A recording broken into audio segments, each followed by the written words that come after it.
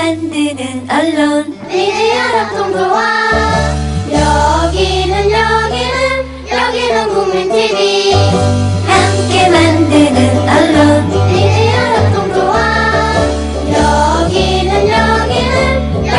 국민TV.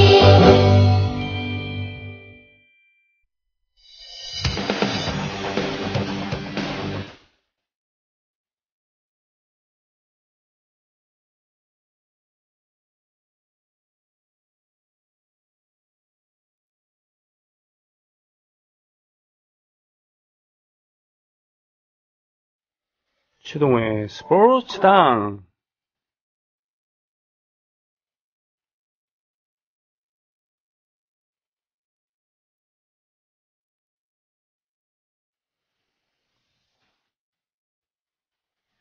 일본의 전 프로레슬러이며 프로레슬링 종합격투기 단체인 IGF를 경영하고 있는 안토니오 이노키가 국회의원에 당선될 가능성이 높다고 합니다. 일본은 오늘 21일 참의원 선거를 실시했는데요. NHN의 출구 조사 결과 이노키가 소속된 극우정당 일본 유신회는 비례대표로 5석을 얻는 것으로 나타났습니다. 안토니오 이노키의 순번은 2번이기 때문에 큰 이변이 없는 이상 이노키는 참의원 선거에 비례대표로 당선될 것이 확실한 상황입니다. 이노키 본인도 트위터를 통해서 건강하다면 선거도 이길 수 있다. 앞으로 투혼 외교에 정렬을 불태우겠습니다. 1, 2, 3, 다! 라며 사실상의 승리 선언을 했고 유신의 사무소에서도 만세 삼창하는 등 당선을 확신하고 있습니다. 한편 일본 유신회는 평화헌법 개정, 한일 관계 단절, 주일 미군 철수, 극우 교육 강화 등을 주장하여 한국 등 주변 국가의 우려를 사고 있는 극우 정당으로 스포츠 외교를 표방하는 이노키가 앞으로 어떤 정책을 펼칠지 관심이 모아지고 있습니다. 이건 사실 금년 기사가 아니고 2013년에 7월 21일의 기사입니다. 안토니오 이노키 한일 관계 단절을 주장하는 당이었다고요? 이노키가 예전 90년대에도 비례대표로 국회의원을 한 적이 있었는데 그때는 투병 중이었던 자신의 사형이었던 김일 선수, 일본에서는 오케 긴타로라는 이름으로 활동했었죠. 같은 방에서 먹고 자고 했었던 그 김일 선수를 초청을 해서 치료비를 대고 투병 생활을 지원한 적도 있었죠. 자, 아무튼 스포츠 선수가 정치인이 되는 것 어떻게 생각하십니까?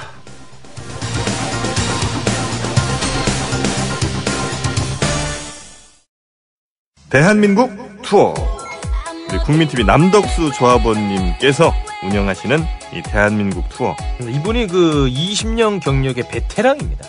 이분의 어떤 경험을 여러분께서는 그냥 버스에 앉아가지고 다 빼먹는 거예요. 20년 동안 쌓아둔 그 빅데이터. 그렇죠. 버스가 이제 28인승 최고급 리무진 버스도 있고 45인승 좀 더 많은 분들이 타실 수 있는 이런 버스도 있으니까 고급진 여행도 바로 남덕수 조합원님과 함께라면 가능하다. 문의 전화는요 1599-2686번입니다. 1599-2686. 버스 여행하면 2686이 딱 생각이 나네요 벌써. 1599-2686번 아니면 네이버나 다음 같은 그 검색창에서 대한민국 투어 이렇게 검색하셔도 되고요. 그리고 웹사이트 대한민국 투어 한글로 쓰시면 됩니다. 대한민국 투어.kr 이렇게 검색하셔도 언제든 들어가실 수 있으니까 우리나라 국내 여행들도 많이 애용하시기 바라겠습니다. 대한민국 투어였습니다. 애국 시민 여러분, 해외 동포 여러분, 그리고 동네 주민 여러분 안녕하십니까? 저는 여러분의 조합원 소리지기 노래꾼 손병휘입니다. 자, 최동의 스포츠당 오늘 시작하겠습니다. 스포츠 당의 당수인 의석은 없습니다. 최동호 선생을 모셨습니다. 안녕하십니까? 예, 안녕하세요. 네. 언제 출마하실 겁니까?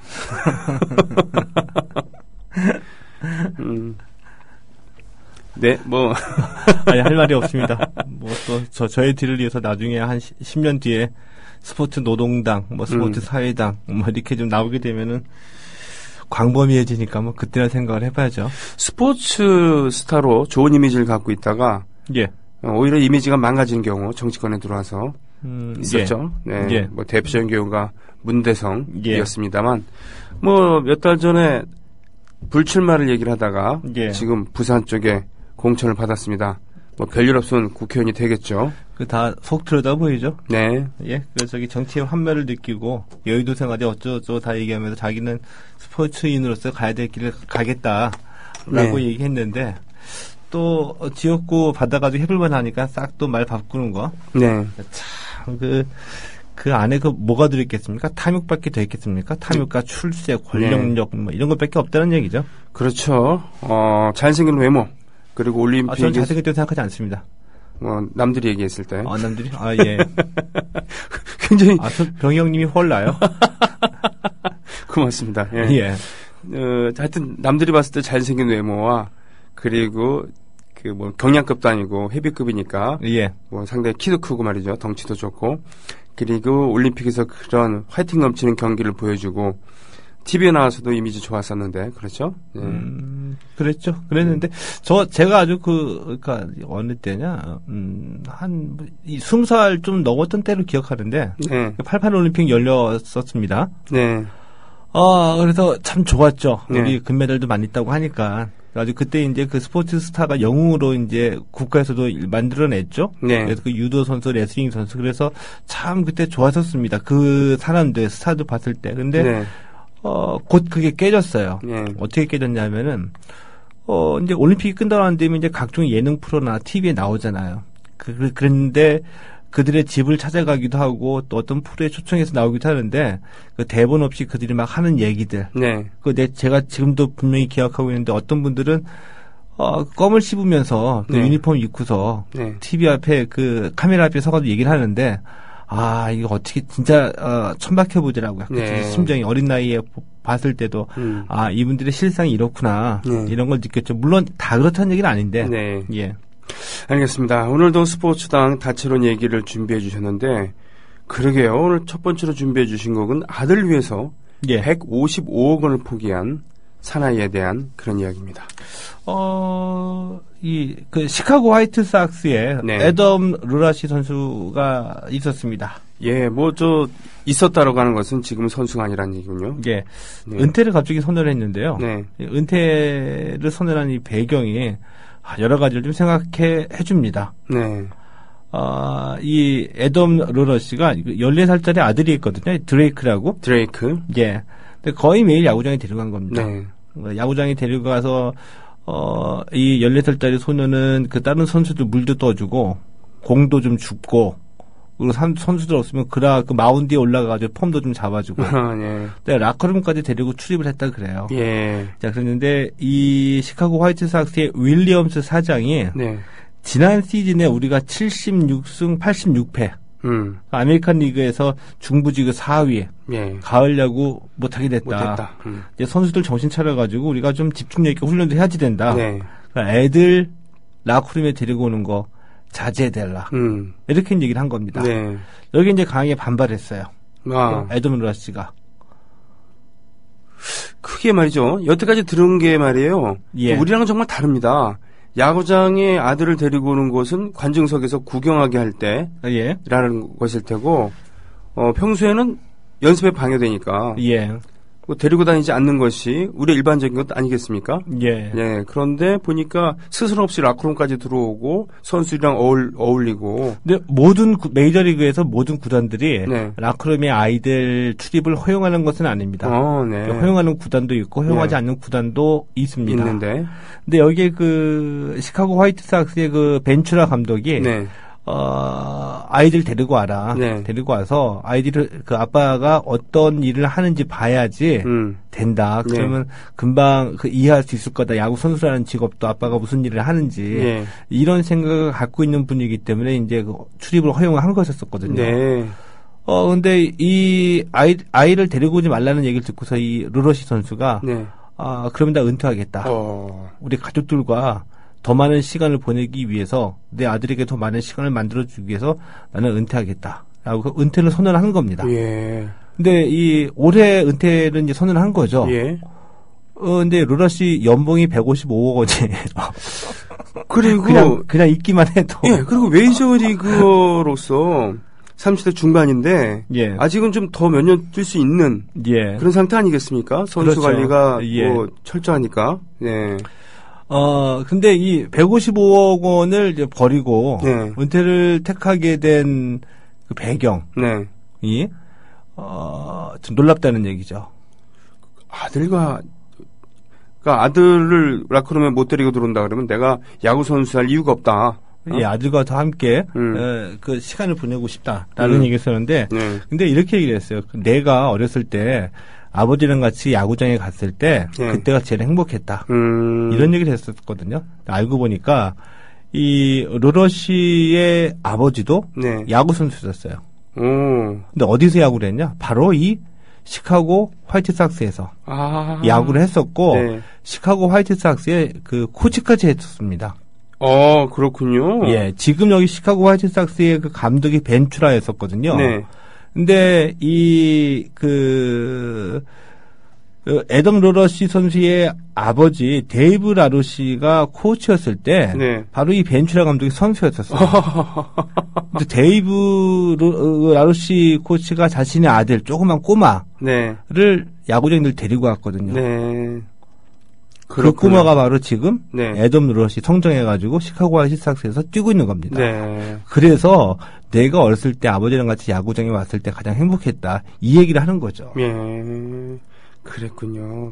근데 이 사실이 알려지니까 메이저리그에서도 좀 화제가 됐거든요. 네.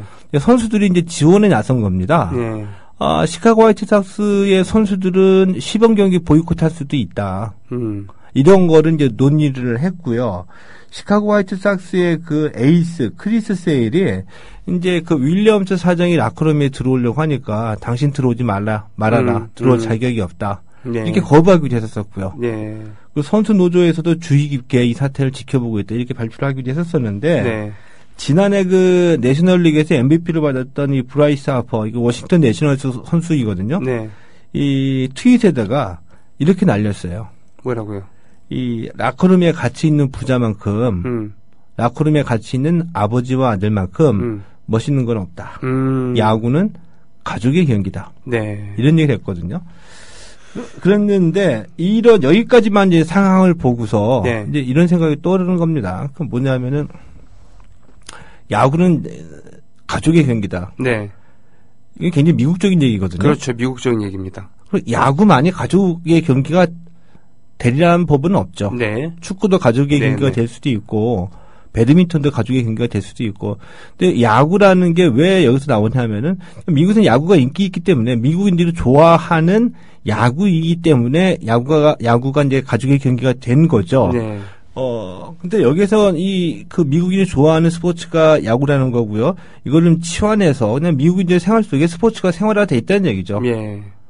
이것의 의미가 뭐냐면, 그러니까 뉴욕 양키스나 뭐 대부분의 그 메이저리그 팀들처럼 역사가 오래된 팀 같은 경우에, 네. 우리들도 뭐 각자가 야구 좋아하시는 분들은 응원하는 팀이 있지만, 네. 자연스럽게 아버지가 네. 좋아하던 팀을 마치 유산처럼 물려받듯이, 네. 그 팀을 이제 좋아하게 되는 거죠. 네. 그의 아버지는 또 그의 아버지 때에서부터. 근데 아버지 때부터 야구와 관련된 할아버지의 얘기를 듣고, 아버지한테는 아버지가 어렸을 때 야구장에 갔던 추억에 관한 얘기를 듣고 같이 손잡고 가게 되니까 예. 이렇게 되는 거였어요. 그러니까 야구라는 이 스포츠라는 게 우리 사회에서는 지금 뭐 세대 간의 이 단절 이런 걸 얘기하잖아요. 근데 이 세대 간의 어떤 교감이나 정서를 만들어낼 수 있는 하나의 감정 교류의 이 플랫폼이 된다는 얘기죠. 제가 보던 어떤 짧은 영상은 그 흑백 시절부터 예. 그러니까 아주 고색창연한 옷을 입었던 그러니까 20세기 초반이겠죠. 그때 가족들이 앉아서 경기를 구경하는 그런 장면으로부터 시작해서 그 가족에 애가 태어나고 예. 그리고 애가 자라고 부모는 늙어가고 그리고 그 아들이 자라나서 다시 결혼을 해서 자신의 아들 즉 처음 등장했었던 부부에게는 손자가 되겠죠. 예. 예, 여기 이어질 때까지 그 같은 장소에서 같이 야구를 보는 요런 그 영상을 본 적이 있거든요. 그렇죠. 예, 짧은 영상인데 예. 그거 보면서 미국인들에게 야구라는 게 이런 거구나. 예.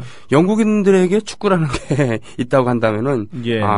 미국인에게 야구라는 것은 이런 위치를 차지하고 있겠구나. 이제 바로 이제 그런 건데, 그래서 대표적인 예로 하나의 사례를 들면은 만약에 우리식으로 얘기하면은 그 부부가 똑같이 그 LG를 좋아해요. 야구 팬이었었어요. 네. 근데 뭐 살다 보면 싸울 일도 있죠. 대판 싸웠습니다. 말도 안 하고 그래서 며칠 동안 말도 안 하고 있는데 집에 있는데 그날이 야구 LG 경기가 있는 날이에요. 근데 그 LG 경기를 TV로 틀어놨거든요. 그럼 똑같이 야구 그 LG를 좋아하는 사람들이라고 한다면은 LG 경기를 보기 위해서 집에 같이 앉아서 서로 말을 안 하는데 LG에 대한 얘기는 서로 말을 하는 거죠. 이게 의사소통이나 감정이 교류가 된다는 얘기예요. 야구라는 매개체를 통해서. 이거였었었는데 이것까지는 제가 인정하는데 우리를 한번 되돌아봤어요. 그러니까 제가 중학교 때인가 정도에 프로야구가 시작이 됐거든요. 근데 그때서부터 이제 야구를 조금씩 보면서 부러운 게 하나 생겨났죠. 조금 전에 말씀하신 것처럼 간혹 가다가 외국의 영화를 봤는데 그 영화에서 한 장면이 나올 때마다 아버지와 아들이 캐치볼 하는 장면이라든지 아니면 꼭 야구가 아니더라도 운동을 같이 하고 난 다음에 서로 땀 닦아주면서 그 아버지가 아들 어깨에 탁 손 걸치고 같이 간다든지 이런 장면 한 장면 봤을 때마다 참 부러웠었거든요. 근데 우리의 아버지 세대들은 그런 거에 대한 여유가 없었죠. 그냥 이렇게 쉽게 얘기해버리면 먹고 사는데 바빴고 돈 벌어서 우리 아이들 공부 가르치는데 그러니까 그것이 전부였었기 때문에 그래서 마음속에 우리 세대 제 나이 또래 되는 분들 중에서는 그래서 마음속에 한번 내가 나중에 아버지가 되면 우리 아이랑 나는 캐치볼 같은 걸 꼭 한번 해보겠다. 이런 생각을 나중에 커서 이렇게 가끔가다 해보면은 공감하는 친구들이 많이 있었었거든요. 그랬는데 지금 보면은 얘기 들어보면은 그 아들과 캐치볼하는 아버지가 조금씩 있어요. 의외로 많이 있습니다. 그것을 보면서 이제 우리도 프로야구의 역사가 한 30년 정도를 넘어가고 가족 팬들도 늘어나고 나름의 이제 역사가 생기고 스토리가 생겨났으니까 이제는 이 스포츠를 그냥 좋아하는 남성 또는 여성 스포츠 팬들이 각자가 가가지고 즐기는 게 아니라 야구장이 이 가족이라는 어떤 그 정서적인 연대감 그리고 이 세대 간의 어떤 그 소통을 위한 하나의 플랫폼이 될 수도 있다. 이것의 사회적인 의미가 훨씬 더 중요하고 크기 때문에 이제부터는 이런 거에 프로스포츠의 역할을 좀 담당해야 되지 않나. 이런 말씀 좀 드리고 싶거든요. 그렇군요. 지금 뭐 사실 프로야구판에 보면은 유원상 선수가 있습니다. 아버지가 유승환. 프로야구 초창기 활약을 했었고 스포츠 감독 지도자로 그 활약을 하고 있는 유승환 부자지간이잖아요. 우리도 이제 스포츠 프로야구 역사가 30년이 넘어가면서 이런 사례들이 앞으로 더 나오고 그럴 텐데 그것이 바로 아버지를 따라서 야구장에 가서 아버지가 뛰는 모습을 보고 그리고 아버지 친구들 선후배 동료들과 어울리면서 행복한 시간을 보냈었던 그런 소년들이 이렇게 커서 선수 되고 그런 거 아니겠습니까? 그렇습니다. 거기에 약간 몇 가지 조건이 있거든요. 이 가족을 담아내기 위해서는. 조건이 뭘까요? 일단은 시설하고 문화가 있어야 돼요. 시설이란 무엇이냐면 가가지고 우리가 제 처와 아이들을 데리고 갔는데 그래도 좀 앉을만한 장소. 그 아이들이 좀 배고프다고 하면은 좀 깨끗하게 먹이고 이런 게 좀 있어야 되잖아요.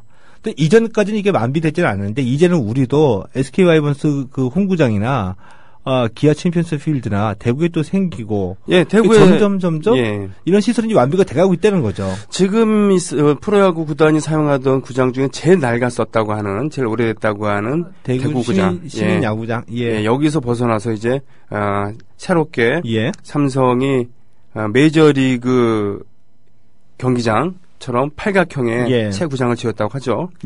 거기 뭐 이제 에어컨도 나온다고.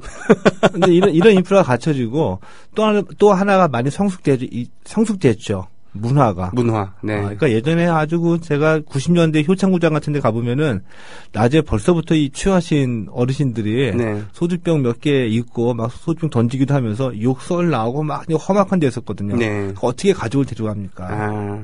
근데 지금 이게 야구장에서 욕하시는 분들 많이 줄어들었고요. 네. 음주 과하게 하시는 분들도 없어졌죠. 네. 그리고 이런 분들 손가락질 받아가지고 스스로 물러나게 되는 문화가 좀 막 생겨나고 자리는 잡아가고 있다고 보거든요. 네. 이런 이제 우리도 이제 이 야구장이나 경기장에서 가족을 담아내는 이런 때가 왔다고 이제 저도 이제 생각을 하는 거죠. 그렇군요.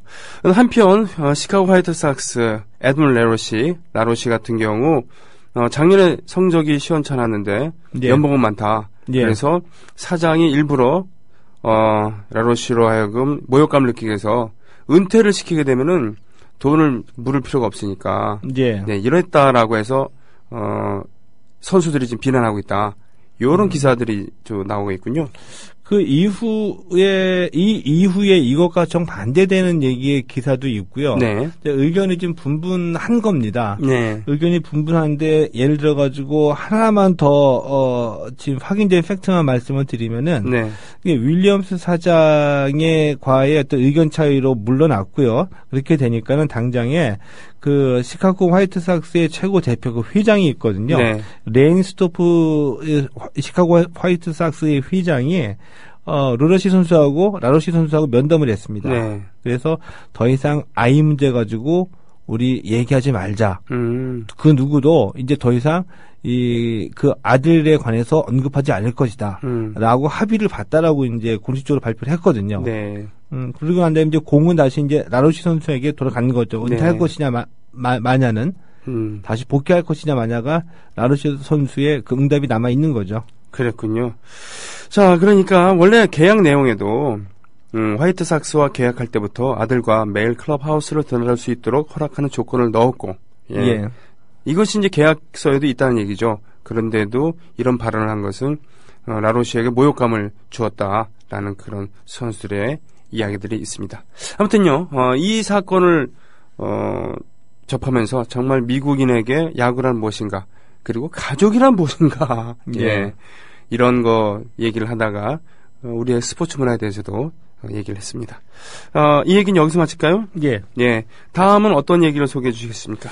그 임창용, 윤성환, 안지만. 아하. 이른바 그 마카오 3인방에 관한 얘기거든요. 마카오 3인방 하면은 이게 뭔 얘기인지 라고 이렇게 하시는 분들 계실 텐데 마카오라는 곳에 가서 도박을 한 혐의가 예. 있는 그 선수들이죠. 네. 지난해 포스트 시즌에 들어가자마자 네. 이 사건이 터졌죠. 네. 해외 원정 도박한 혐의를 받고서 수사를 받고서 임창용 선수는 제명을 당했고요. 네. 그리고 수사 결과 확정이 돼서 벌금과 함께 KBO로부터 그러니까 올 시즌 50% 출장 정지 징계를 받았죠. 네. 그러니까 지금은 이제 삼성에서도 방출했기 때문에 무적 선수입니다. 어이고. 무적 선수인데 우리가 한번 가정을 한번 해보죠. 네. 임창용 선수 지난 시즌에 잘 던졌거든요. 네, 잘 던졌죠. 그리고 지금도 뭐 나름의 꿈을 갖고서 괌에 가서 혼자 개인 훈련을 하고 있습니다. 네. 임창용 선수를 데리고 갈 팀이 있을까요, 없을까요? 글쎄요. 그 돈을 감당할 수 있다 그러면은. 예.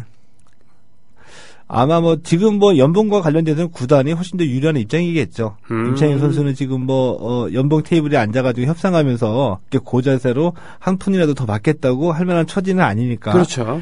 지금 신분상으로 본다고 하더라도 지금 무적 선수이거든요. 삼성이 이제 방출했기 때문에 네. 어느 팀이나 계약만 맺으면은 들어가서 현역 선수로 다시 복귀할 수 있는 상황입니다.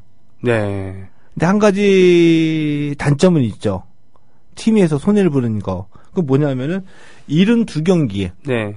출전할 수 없는 겁니다. 네. 근데 72경기의 그 기점은 어디냐면 올해 4월 1일이에요. 네. 임창용 선수가 선수로 뛰든 안 뛰든 간에 올해 4월 1일 개막일서부터 72경기를 네. 못 뛰기 때문에 어차피 임창용 선수는 72경기 말고 그 이후에 쓸 수 있다는 얘기거든요. 네. 이거 다시 뒤집어서 얘기를 해보면 구단으로서는 이 순위 경쟁이 본격화되는 뭐 7, 8월 이후에 마무리 투수가 급하면 네. 임창용 선수를 불러낼 수 있다는 얘기군요. 또 네. 있습니다. 네. 한 가지 걱정되는 거, 구단의 입장에서 부담스러운 거는 하나밖에 없죠. 여론이죠. 그렇습니다. 예. 여론의 추이를 지켜보다가 한 7, 8월 가가지고 비난의 강도가 좀 줄어든다든지 하게 되면 언제든지 데리고 갈 수도 있다는 얘기입니다. 그래서 지금 실제로 몇몇 구단에서는 임창용 선수에 관한 얘기가 나오고는 있어요. 네.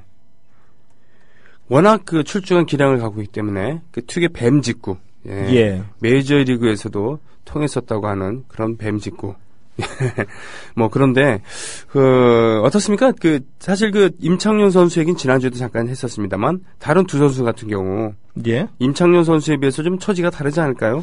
근데 윤성원 안지만 선수 같은 경우에는 거의 비슷한 시기에 경찰에 수사가 들어갔었거든요. 네. 근데 수사 결론이 아직까지도 안 난 겁니다. 근데 간단하게 생각해보면 이게 오래 끌 수사 혐의가 아니거든요. 해외 원정 도박인데. 네.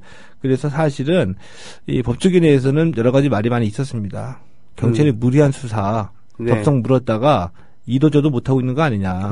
그냥 혐의 없음 내보내면은, 전문 용어로 쪽팔리고. 뭐라도 만들어내야지 되는데, 시간 끄는 거 아니냐.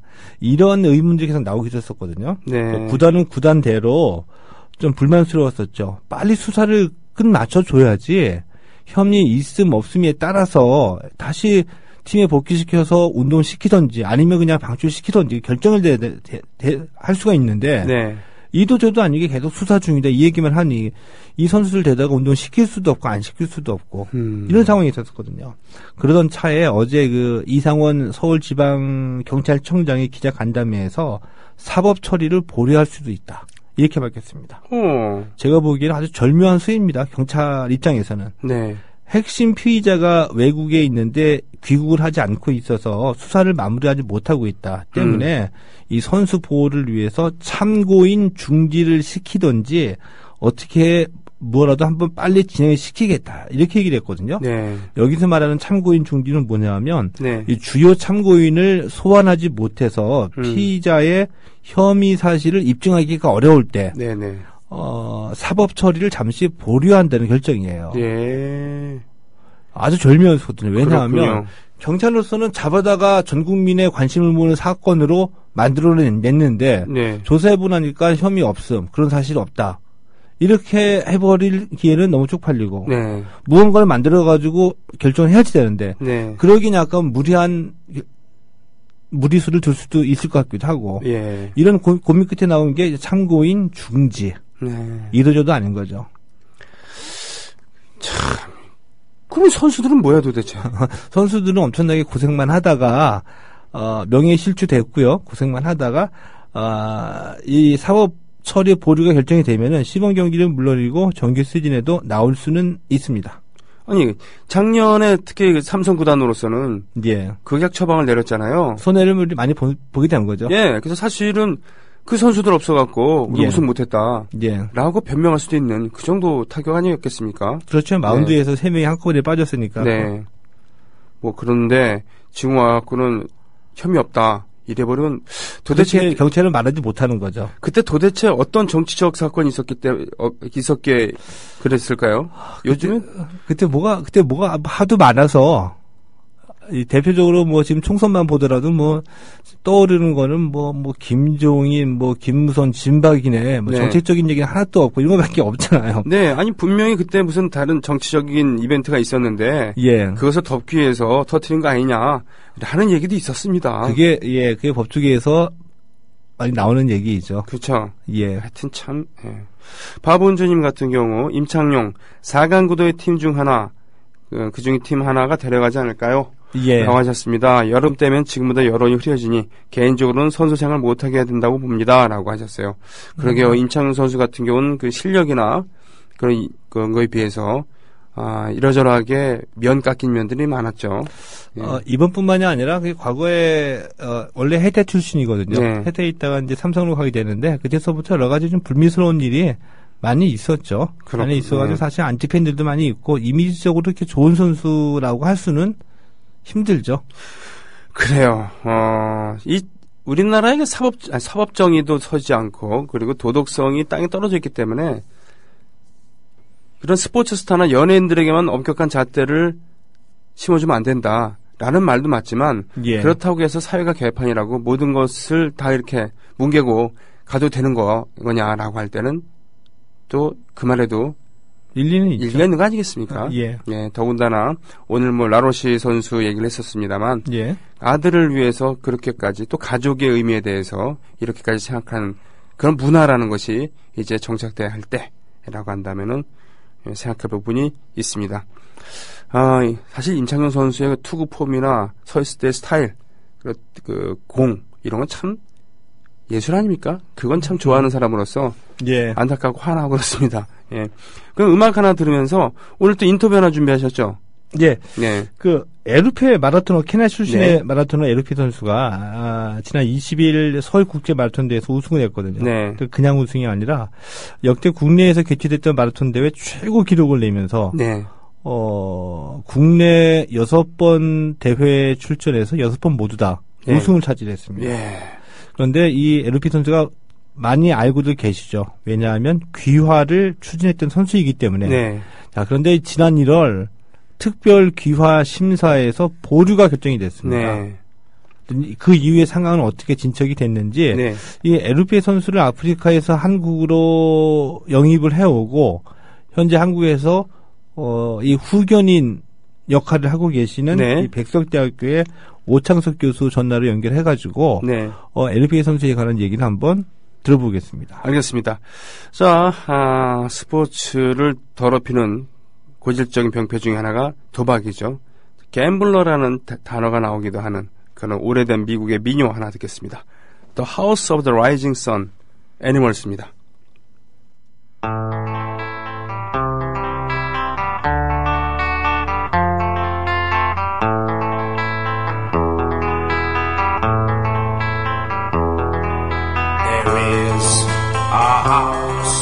In New Orleans, they call the rise. 에릭 버든이라고 하는 그런 야성적인 목소리를 갖고 있는 보컬리스트 애니멀스의 음악이었습니다.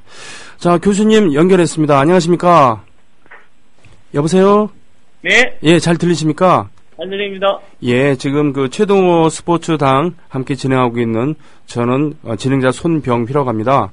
네, 네. 오늘 그 에르페 선수에 대해서 특별한 인터뷰가 있어서 이렇게 오창석 교수님을 모셨습니다. 일단 최동호 스포츠 당수와 이야기를 나누시죠. 자, 네. 안 들리세요? 네, 여보세요? 예, 안녕하세요. 최동호입니다.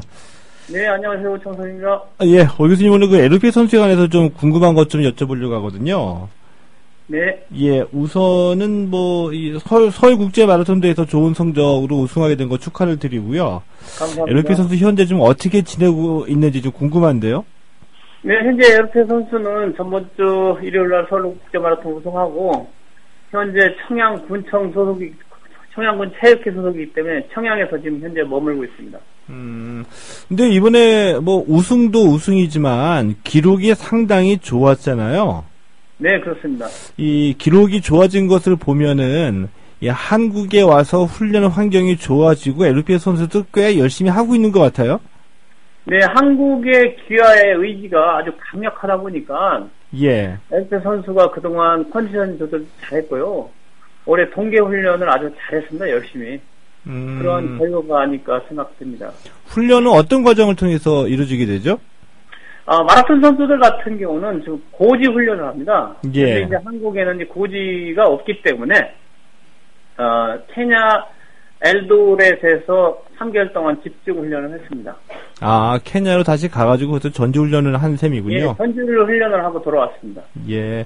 근데 지난 1월이었었죠. 이 체육회에서 이 특별 귀화 심사를 했는데, 이 도핑 징계 전력 때문에 보류가 됐고, 이때 그 체육회에서 이 에르페 선수의 해명을 좀 증명할 수 있는 서류를 더 추가로 가지고 오라고 얘기를 한 것 같은데 1월 이후에 지금 상황이 어떻게 진행이 되고 있습니까? 네, 그 당시 1월 7일 체육회에서 에르페 귀화에 대한 인터뷰가 있었는데요. 예. 예, 그 당시에 이제 에르페가 이 도핑에는 이제 두 가지 종류가 있습니다. 하나는 경기를 잘 뛰고 나서 우수 선수에 대한 도핑 검사하는 방법이 있고, 예. 두 번째는 에르페 같이 세계적인 선수 같은 경우는 세계에서 이제 특별 관리를 합니다. 그래서 수시 도핑이 있는데 이용재 선수가 적발된 경우처럼요. 예, 그렇습니다. 예. 그래서 이 선수가 수시 도핑이 걸렸는데 그 원인은 이 선수가 케냐에 있으면서 말라리아에 걸려가지고 거기에 대한 이제 치료를 하는 도중에 예. 그 빈혈 증세가 있으면서 이제 선수들한테 빈혈 증세는 이제 치명적이지 않습니까? 예.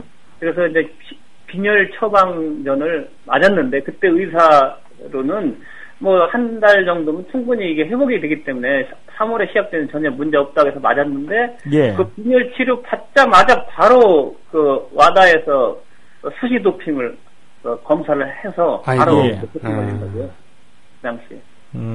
좀 억울할 수 있겠네요, 본인으로서는. 예. 그래서 아주 억울하다고 생각하지만 그래도 징계는 징계이기 때문에 네. 2년 동안 징계를 받았습니다. 하하. 그 다음 달이죠. 4월에 다시 재심사가 있죠. 네, 그렇습니다. 그래서 거기에 대한 추가 서류를 예. 제가 그 케냐에 있는 의사 소견서 한 20페이지 정도를 받아가지고 대한육상연맹에 제가 제출을 해서 예. 대한육상연맹에서는 대한체육회 현재 다 제출을 한 상태입니다. 이 대한체육회에서 이 심사를 한다는 게 육상경기연맹에서 일단 추천이 올라와야지 심사를 할 수 있는 거잖아요. 그렇습니다. 그렇게 보면은 이제 육상경기연맹은 이 귀화를 좀 도와주고 있다라고 보는데 이 4월의 특별 귀화 심사 결과 어떻게 나올 것 같아요? 현재로서는 대한체육회에서 의문점으로 갖고 있던 그 수시 도핑이 고의냐 아니면 실수냐를 갖다가 그 분별하는 그런 절차만 남았거든요. 예. 그래서 거기에 대한 어떤 그런 상황이 의학적으로 성립이 되는가 해서 이제 한국에 있는 그 큰 병원의 의사한테 거기에 대한 자문도 받고 예. 이렇게 모든 그 서류를 가지고 제가 제출을 했기 때문에 예. 도핑의 문제는 없을 것으로 예상을 하고 있습니다. 만약에 이 특별 귀화가 통과가 안 되면 네. 가정입니다만. 네. 예. 네. 어떤 계획을 갖고 계시는지?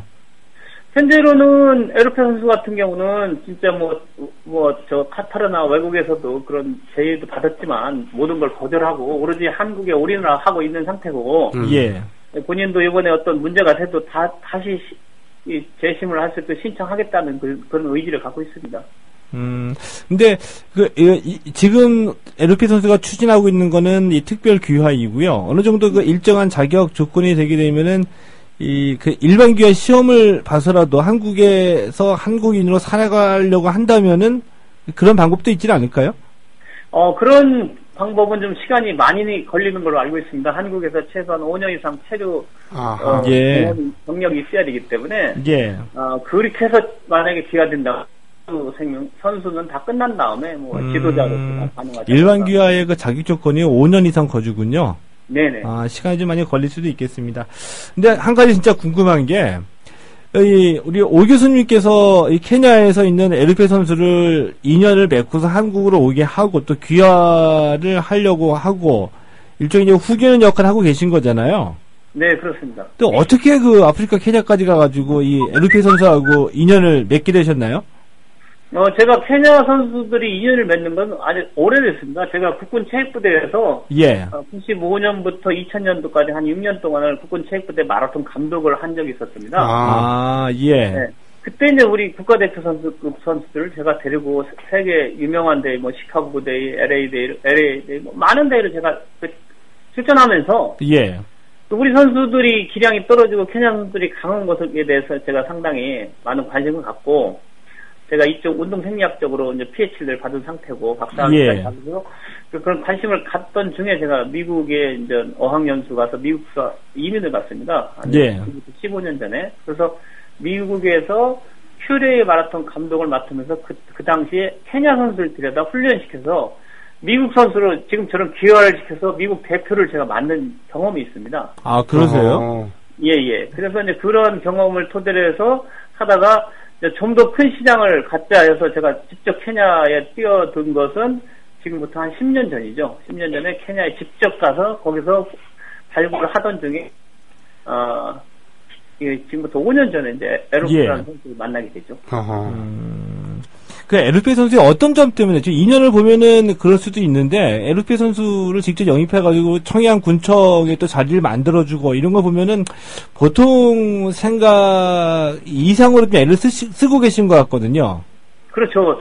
실질적으로 제가 뭐 수십 명의 케냐 선수들을 이렇게 내가 돌봐왔지만, 예. 이렇게 에르페처럼 순수하고, 말도 잘 듣고, 성실한 선수를 처음 봤거든요. 보통 우리 에이전시 같은 경우는 케냐 육상연맹 룰에 의하면은 1년 이상 계약을 못 하게 돼 있어요. 매 1년마다 재계약을 해야 되고, 저 같은 세계적인 에이전시가 한 100명 정도가 됩니다. 예.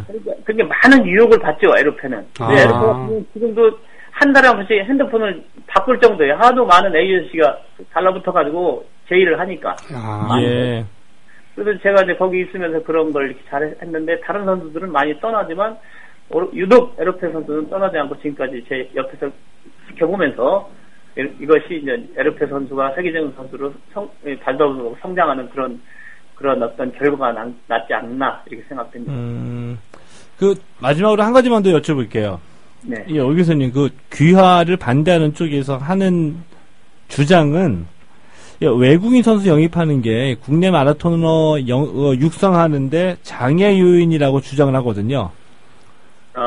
그분들이 주장하는 것도 뭐 일리는 있습니다. 그러나 제 생각은 그렇지 않습니다. 왜냐하면 지금 한국의 기록이 현재 이봉주 선수가 갖고 있는 기록이 15년 전에 세운 건데 2시간 7분 20초거든요. 예. 그런데 최근 한 4, 5년 동안은 2시간 10분 이내에 뛰는 선수가 한 명도 없습니다. 그래서 저는 이런 선수를 들여다가 기여를 함으로써 우리나라 꿈나무, 예를 들어 지금 잘 뛰는 선수랑 같이 합동훈련, 예를 들어 케냐에서 합동훈련을 할 수 있고 이런 걸 해서 좀 더 어떤 발전되는 쪽으로 이렇게 해야지, 모든 것이 그렇지 않습니까? 잘하는 쪽에 가서 배우지 않습니까? 모든 분야가. 마라톤도 마찬가지입니다. 잘 뛰는 선수를 영입해서 같이 뛴다면은 아무래도 한국 마라톤이 동반성장이 되지 않을까, 그렇게 생각을 합니다. 야, 이번에 보니까, 최근에, 2시간 5분, 그렇죠? 2시간 네. 5분 초반대에 그런 성적으로 우승을 했잖아요, 에르페 선수가. 예. 에르페가 2시간 5분 13초의 네, 기록은 13초. 네. 전 세계에서 이 전반기에 예. 4위에 해당되는 기록입니다. 전반기에 수십 개 대회가 있었거든요. 전반기에. 이런부터 지금까지. 그 중에 이제 1, 2, 3등 한 대회는 두바이 마라톤이라고. 네. 그 두바이 마라톤 내리막으로 코스가. 기록이 원래 잘 나옵니다. 그래서 거기에서 1, 2, 3등이 나왔고. 네. 그 다음에 네 번째 기록이 지금 에르페 기록입니다. 그렇군요. 네. 자, 뭡니까? 이봉주 선수까지만 기억하는 그 팬들이라고 한다면 2시간 5분 13초의 기록이라는 것은 정말, 가공할 만한 기록인데, 더군다나 최근에 몇 년 동안 2시간 10분 이내로 끄는 국내 선수가 없다라고 한다면은 더더욱 이러저런 생각을 많이 하게 되네요. 오늘 귀한 시간 내주신 인터뷰 고맙습니다. 네, 감사합니다. 예, 우리 당수님과도 인사를 나누시죠. 고맙습니다, 오 교수님. 네, 감사합니다. 예. 예, 이렇게 해서 에르페 선수에 대한 이야기를 마쳤습니다. 예. 이 에르페 선수는 국내에서 벌어졌었던 6차례의 마라톤 대회 참가해서 6번 모두 우승을 했다네요. 6번 모두 우승했고요. 네. 오 교수께서 잠시 말씀해 주셨는데, 네. 그러니까 나름의 이 에르페 선수의 진정성이 있는 겁니다. 네. 그러니까 꼭 한국이 아니더라도 다른 나라, 다른 국가에 가서 중동이라도 가가지고 좋은 조건을 뛸 수는 있는데, 네. 이제 오 교수와의 그 인연으로 인해서 한국에 사고 싶다고 하는 건데, 이 에르페 선수를 취재했던 많은 기자들도 이렇게 얘기는 해요. 뭐냐 하면은 이 특별 귀화하려고 하는 것에 그 좀 진정성은 보인다. 그런 면은 있는 것 같습니다. 좋습니다. 여러 가지를 준비하셨지만 지금 기사가 넘쳐서 맨 마지막에 허정무 비례대표 32번 새누리당. 예. 네, 이 부분에 더 짧게 얘기를 하고 정리를 해야 되겠군요. 예. 조은영 국수는 지금 당선 안정관입니다만 네. 관심을 모았던 사항입니다. 네. 이번에 그 새누리당 비례대표에 스포츠인으로서는 이제 2명이 비례대표 신청을 했거든요. 네. 허정무 다 아시죠? 네. 우리 남아공 월드컵 대표팀 감독이자 현재 이 프로축구연맹 부총재를 맡고 있는데 네. 새누리당 비례대표 32번을 받았습니다. 네. 그리고 이문주라고 네. 강원FC 전임 사장인데 우리나라 국제심판. 여성 심판, 네. 국제 심판으로 많이 유명하신 분이죠. 네. 이분도 신청했다가 이분은 비례대표에서 탈락했습니다. 탈락했고. 네. 그러니까 비례대표 32번이라고 하는 게 어떤 의미냐면은 19대 때에 이 새누리당 비례대표가 25번까지 국회의원 벤치를 달았거든요. 네. 근데 20대, 그러니까 이번 총선에서는 이 비례대표가 54명에서 47명으로 줄어들었기 때문에 현재 새누리당의 비례대표 당선 가능성으로서 현재 추정하고 있는 거는 20번까지니까 네. 좀 어렵지 않을까 이런 좀 전망이 많이 나오고 있습니다. 그렇군요. 그리고 이 스포츠인으로서 이번에 이 20대 국회에 도전하시는 분들이 뭐 이만기 네. 전 천하장사도 있고요. 또 더불어민주당의 영등포 갑입니다. 이 김영주 의원도 있거든요. 네. 근데 이만기 후보 같은 경우에는 지금 그 김해을에서 더불어민주당의 그 노무현 전 대통령의 마지막 비서관으로 많이 알려진 분이죠. 이 김경수. 후보하고 네. 맞붙었는데 지난 20일에 이 부산일보가 한국사회 여론연구소에 의뢰해가지고 조사한 여론조사 결과에 의하면은 이 김경수 후보가 지지율에서 54.5% 네. 그리고 이만기 후보가 35.9% 정도 네. 나오고 있는 것은 있고요. 네. 이 더불어민주당의 김용주 의원 현재 네. 현역입니다. 영등포 갑에 이분은 어제 경력만으로 보면은 대단한 분이에요. 무항여고에서 농구 선수였었거든요. 허허, 네. 전국 대회에서도 여러 차례 우승을 했습니다. 네. 그래서 당시엔 프로가 없었으니까 실업 팀으로 신탁은행에서 선수 생활을 하다가 은퇴를 했습니다. 네. 그리고 은행원 생활을 한 거죠. 네. 하다가 차별을 목격한 겁니다. 아하. 여성 행원에 대한 차별, 네. 그리고 몇 가지 어떤 모순점들, 그래서 안 되겠다. 노조 활동을 했습니다. 예. 노조 활동하면서 여성 최초로 전국 금융노련 상임 부위원장까지 맡아가지고, 네.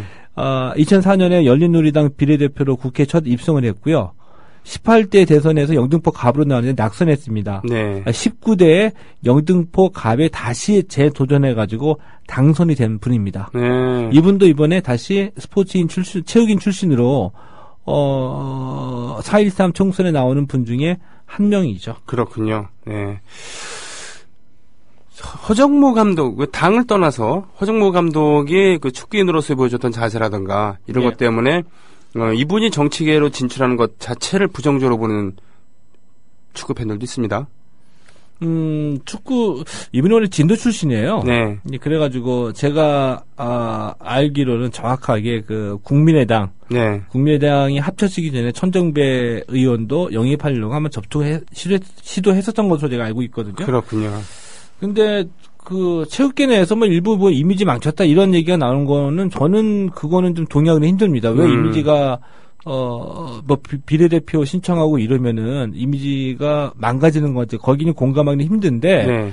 다만 저는 좀 안타까운 점들이 있어요. 이만기나 이문주 대표나 네. 그리고 또 이 허정무 감독이나 뭐냐면 스포츠인들이 예를 들면은 스포츠인들이 그 정치에 많이 도전하기를 바랍니다. 네네. 바랐는데 자, 그렇다고 한다면은 최소한 우리 사회나 네. 현재 그리고 우리가 갖고 있는 현실, 뭐 민주주의 이런 거에 대해 평소에 고민하는 모습 그리고 나 혼자만의 개인의 영달이 아니라 우리 모두의 뭐 나아갈 바에 대해서 고민하는 모습과 어떤 실천적인 행동을 보여주면서 네. 그런 거에 대한 어떤 결과로서 정치에 투신한다고 한다면은 그래 한번 밀어줄게 이거였었었는데 네. 지금까지 보여준 모습의 전부 다는 열심히 노력해가지고 올림픽에서 예를 들면 월드컵에서 좋은 성적 거뒀고 그 후광을 얻어서 가끔가다 기부하고 좋은 자리에 기부하는 것도 그리고 봉사하는 자리도 비교해보면 좋은 자리에서 봉사하는 것만 하죠. 네. 이게 어떻게 보면은 이름 알리는 것일 수도 있겠고요. 네. 이런 후광으로서만 정치에 투신한다고 한다면은 네네. 좋은 평가를 받을 수 있겠습니까? 그러게 말입니다. 자신의 그 전문 분야를 통해서 정치를 통해서 봉사를 하겠다, 기여를 하겠다라는 그런 말은 좋습니다만 그렇다면 그것을 증명했어야죠. 자, 오늘 방송 마치면서 마지막으로 Crazy Little Thing Called Love 퀸의 음악 듣겠습니다. 오늘 고생 많으셨습니다. 고맙습니다.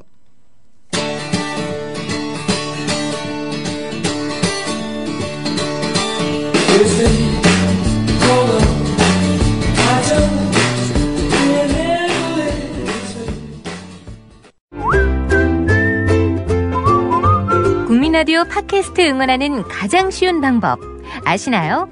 다운로드하기, 별점 주기, 댓글 달기, 구독하기. 국민라디오 팟캐스트 널리 알리는 가장 쉬운 방법. 다운로드하기, 별점 주기, 댓글 달기, 구독하기. 기억하세요. 다운로드하기, 별점 주기, 댓글 달기, 구독하기.